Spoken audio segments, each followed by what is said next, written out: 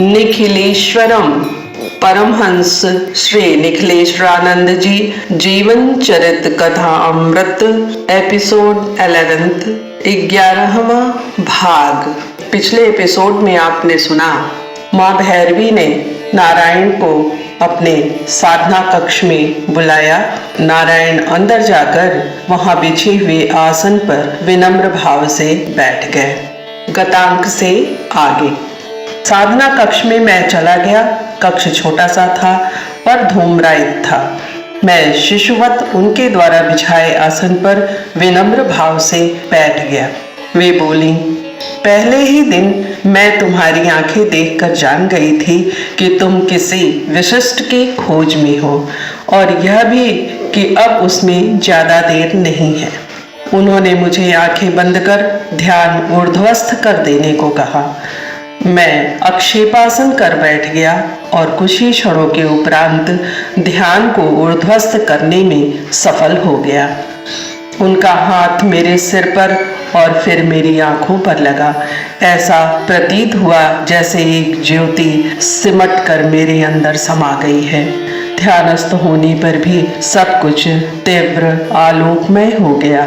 चराचर विश्व प्रोद्भूत होने लगा। ऐसा प्रतीत होने लगा जैसे मैं सर्वत्र व्याप्त हो गया हूँ और सब कुछ मुझे प्राप्त हो गया है। यह स्थिति कुछ क्षणों तक रही। उनका हाथ हटते ही सब कुछ पूर्ववत हो गया। मेरा ध्यान टूट गया, नेत्र खुल गए। बोली, कुछ देखा? हाँ माँ, यही प्रकृत्यात्मक है। साधना का द्वितीय चरण। तृतीय चरण तुम्हें गुरु सिखाएंगे। फिर उन्होंने प्रकृत्यात्मक स्थिति प्राप्त करने का मार्ग सुझाया। मेरे लिए यह ज्ञान अद्भुत था। इसके बाद मैं वहाँ लगभग 15 दिन रहा।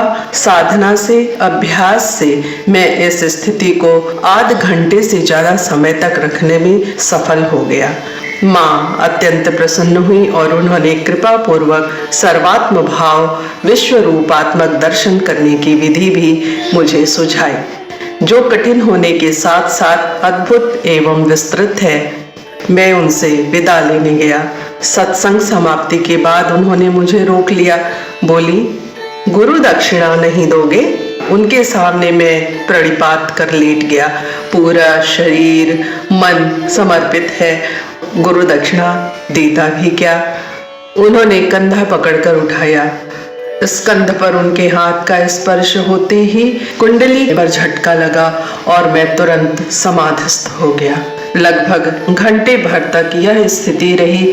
सप्रयास ही आंखें खुली, तब वे सामने बैठी थी। मंद मंद हास्य बिखर रहा था। ऐसा लग रहा था मानो विराट शून्य में जगत जननी मुस्कुरा रही हैं।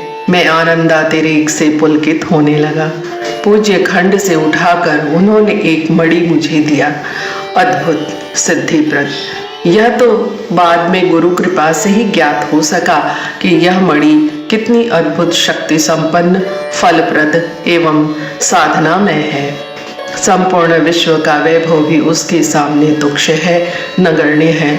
मुझे आगे जाने का संकेत हुआ। मैं मणि लेकर उठ खड़ा हुआ। माँ भैरवी का वरद हस्त मेरे सिर पर पड़ा और मुझे जाने की आज्ञा देकर वे पुनः ध्यानस्थ हो गईं। उस गांव में जो मेरे आश्रयदाता ब्राह्मण कुमार थे, उनके घर गया, उनसे विदा ली और आगे के लिए बढ़ गया। उस समय दिन के 4 बजे थे। शांत मनोहर प्रकृति मेरे साथ थी और माँ का आशीर्वाद भी साथ था। उनके द्वारा प्रदत्त अमूल्य मणि और प्रभु की असीम कृपा भी अब मेरे साथ थी। मैं हिमालय के दुर्गम पहाड़ी प्रदेश में विचरण कर रहा था। जिस गांव के आसपास रात होती वहीं ठहर जाता। सहज आश्रम पहुंचने से पूर्व कई अनुभव हुए। काठमांडू वास्तव में ही भव्य और दर्शनीय स्थान है। तांत्रिक साधना का तो यह गढ़ रहा है। यहाँ का दक्षिण काली का मंदिर अपने आप में सिद्धिप्रद है तथा पशुपतिनाथ मंदिर तो विश्व विख्यात है। उनका किन शब्दों में वर्णन करूं? मेरे लिए सर्वाधिक आकर्षण था भूर भुआ बाबा से मिलना। जिनके बारे में न मालूम कितना सुन रखा था। मेरे गुरु भाई ने बहुत अधिक आग्रह किया था कि मैं जीवन में एक बार अवश्य भूरभुआ बाबा से मिलूं और हो सके तो सिद्ध सूत के बारे में उनसे ज्ञान प्राप्त करूं। यद्यपि गुरु भाई ने परामर्श दे तो दिया था, लेकिन थोड़े सशंकित भी थे कि शायद ही भूरभुआ बाबा सिद्ध सूत के बारे में बतावेंगे, परंतु उनसे आग्रह अवश्य करना। ऐसे उच्च कोटि के साधक के दर्शन, महान पुरुषों के दर्शन से आधी समस्याएं स्वतः समाप्त हो जाती हैं।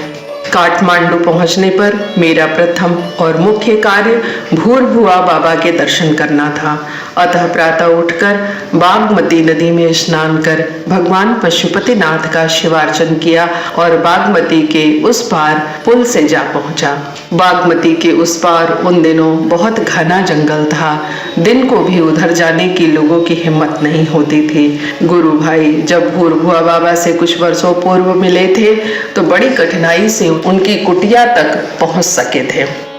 अतः आते समय उन्होंने पेड़ों पर एक विशेष प्रकार का निशान चाकू से बना दिया था, जो अमिट हो गए थे। गुरु भाई ने वे चिन्ह मुझे बता दिए थे, जिसके सहारे मैं आसानी से बाबा की कुटिया तक पहुंच सका।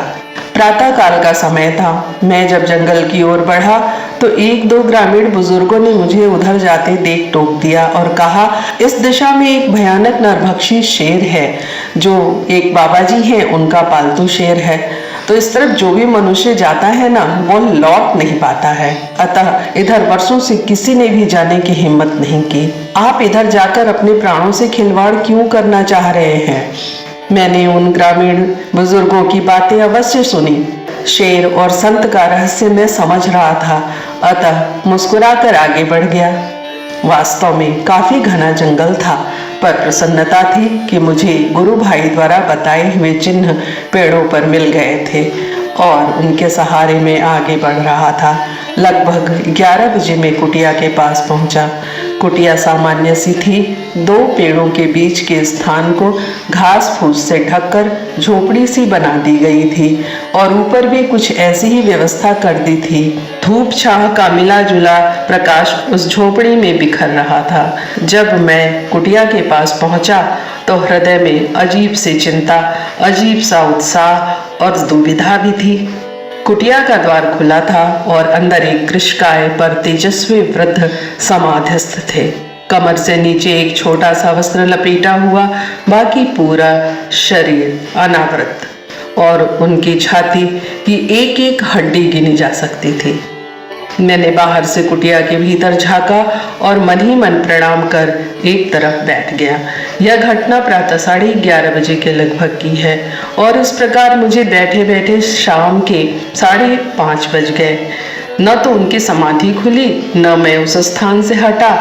मन में विचार आया, बाबा निश्चय ही उच्च कोटि के साधक है और जिस प्रकार वो समाधि में रत हैं, उसको देखते हुए यही समझ में आ रहा है कि समाधि 10 मिनट बाद भी खुल सकती है और 10 दिनों बाद भी खुल सकती है। बहुत सोच समझकर मैंने श्रांग विद्या द्वारा उनकी समाधि तोड़ने का निश्चय किया। श्रांग मंत्र या श्रांग विद्या सामने वाले की समाधि को खोलने या समाधि ना लगने देने के लिए प्रयोग किया जाता है। इसका प्रयोग इससे पूर्व भी मैंने किया था, पर इसमें खतरा यह होता है कि सामने वाला समाधि खुलने पर क्रोधावस्था में श्राप दे सकता है या कुछ भी विपरीत कर सकता है, अनिष्ट भी कर सकता है। फिर भी मैंने इस खतरे को सोच समझकर उठाने का निर्णय कर लिया। श्रांग मंत्र का जप मैंने करना शुरू किया। एक निश्चित बिंदु तक पहुंचा और बाबा की समाधि खुल गई। उनकी आंखें फटाक से खुल गईं। बड़ी बड़ी लाल सुर्ख आंखें रक्तिम डोरे दहकते हुए। मैंने 2 क्षण उनकी ओर देखा, फिर आंखें नीचे कर ली। अपराध मुझसे हो ही गया था, पर वे 2 क्षण भी मुझे 2 कल्प की तरह लगे। उनकी आंखें अब भी मेरे चेहरे पर लपटे दे रही थी। उनकी आंच से मैं बराबर झुलस रहा था। कुछ बोला ही नहीं, सिर झुकाए चुपचाप बैठा रहा। कुछ समय बाद उनके कंठ से घोष निकला, जिसने आसपास के वातावरण को रोमांचित कर दिया और उस हुंकार ध्वनि से मेरा अंतर तक हिल उठा। फिर भी मैं बोला नहीं। उनकी भेदनी दृष्टि मुझे घूर रही थी। क्रोधातिरेक में अचानक चीखे, कौन है तू? क्यों आया है यहाँ? अभी शेर आ जाएगा तो चीर फाड़ कर रख देगा। भाग यहां से। किंतु मैं तो जैसे जमीन से चिपक गया था। जाने के लिए तो आया ही नहीं था। आया था रहने के लिए, कुछ सीखने के लिए, समझने के लिए। बाबा फिर बोले, बताया नहीं कौन है तू? क्यों तोड़ी मेरी समाधि? कहां से सीखा है यह सब? अपराध हो गया मुझसे प्रभु। मेरा आप परिचय क्यों पूछ रहे हैं? क्या कुछ भी आपसे गोपनीय है? आपको तो सब कुछ पता है। बाबा थोड़ा शांत हुए, बोले, यह सब कुछ सत्यानंद ने तुम्हें बताया है ना? फिर थोड़ा रुककर बोले, तेरा तो गुरु भाई है ना? बड़ा प्यारा बच्चा है, किंतु भाग्यहीन।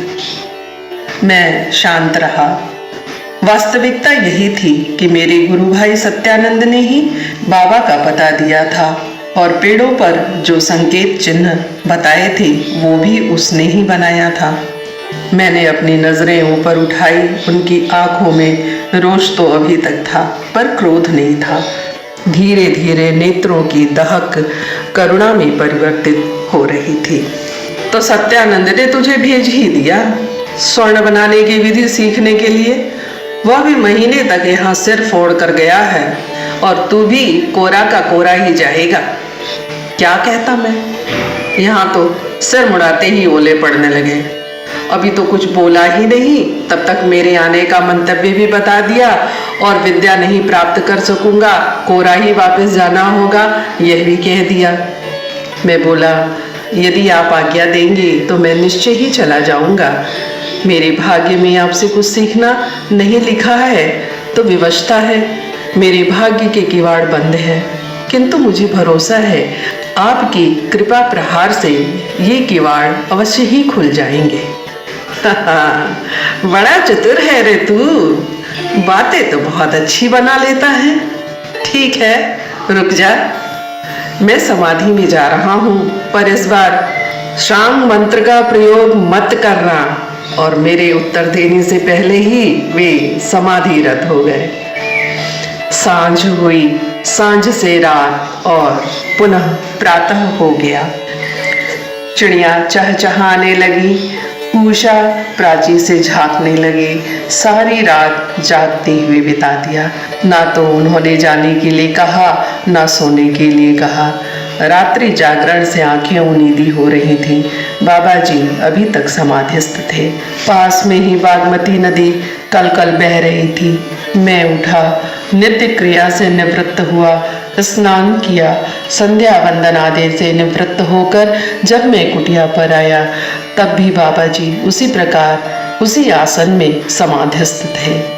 जल से मैंने कुटिया को लीपा, उसके बाहर झाड़ू लगाकर सफाई की, बाहर भी जल छिड़काव कर कुटिया को सुरम्य बनाने का प्रयास किया।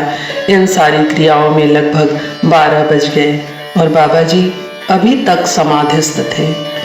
वापस कुटिया में पहुंचकर उनके सामने बैठ गया।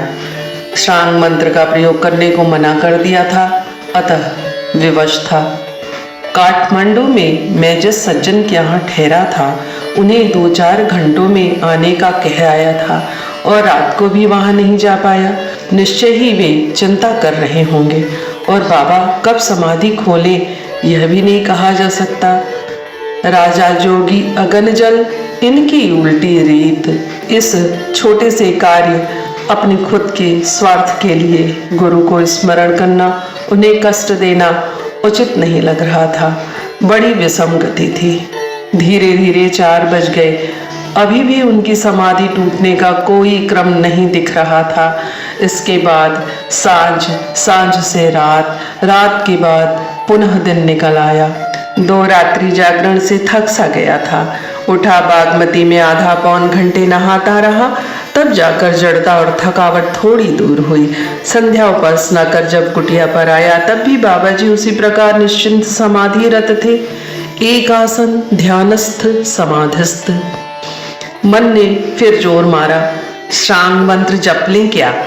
यद्यपि यह आज्ञा का उल्लंघन था और कोई दूसरा उपाय नहीं था। गुरु स्मरण कर श्रांग मंत्र साधना प्रारंभ की। 10 मिनट भी नहीं बीते, उनकी समाधि टूट गई, आंखें खुल गई, मुंह से विस्फोट हुआ। दुष्ट, फिर तूने यह किया? मैं हाथ जोड़कर खड़ा हो गया, नत नयन विजड़ित बोला, फिर अपराध कर दिया, किंतु आपकी वाणी सुने 48 घंटे से भी ज्यादा व्यतीत हो चुका है। मैं साधारण प्राणी हूँ, इतने लंबे समय तक एकाकी बैठे रहना और फिर जब कोई आज्ञा नहीं, कोई वाणी नहीं, कोई उपदेश नहीं, तो बाल हट से यह जो कुछ भी हो गया अपराध हो गया। अब आप ताड़ना दे दो, मैं स्वीकार कर लूंगा। कुपुत्र जायेत क्वचिदपि कुमाता न भवति। बाबा हंस दिए। देख रहा था रे तेरे धैर्य को, थोड़ा सा और धैर्य रखना था। मैंने सोचा अरे कितना धैर्य रखूं, पर बोला कुछ नहीं। बाबा हंसे, बोले पूछ, क्या जानना चाहता है? मैंने अपनी सारी स्थिति स्पष्ट कर दी और संक्षेप में घर छोड़ने से लगाकर उनकी कुटिया तक पहुंचने की सारी बातें, सारी घटनाएं स्पष्ट कर दी और यह भी बता दिया कि किस उद्देश्य से आया हूँ, क्या चाहता हूँ, किसने पता दिया, आदि आदि। वे बोले, यह सब सुनने के बाद भी यदि स्वर्ण बनाने की विधि या सिद्ध सूत बनाने की प्रक्रिया ना बताऊं तो? मैंने निवेदन किया, मैं तो अपनी झोली फैलाकर खड़ा हूँ।